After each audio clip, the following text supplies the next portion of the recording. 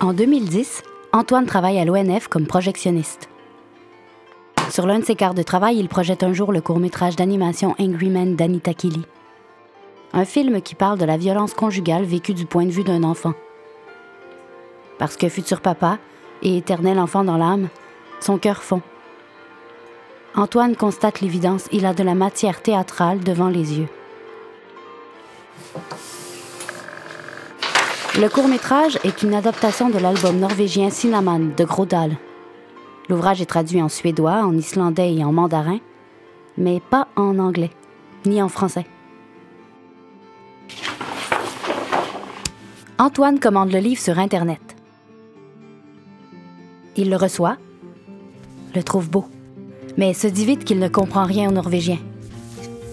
Curieux, Antoine entreprend de traduire lui-même le texte, pour voir.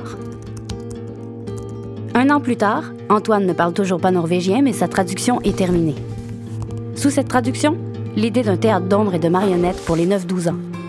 L'auteur, surprise et touché de voir tant d'efforts déployés autour de son œuvre, décide d'appuyer le projet et de céder les droits d'auteur à la compagnie Le Bureau. 1 an et demi plus tard, Antoine présente un extrait de la création au micro-festival de marionnettes inachevé des Sages-Fous.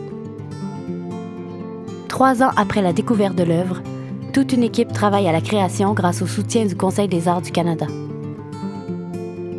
Dans 1 mois, les premières représentations de L'Homme en colère auront lieu à la Maison de la culture du plateau Mont-Royal. Il manque 3 000 $ à Antoine et son équipe pour compléter la production.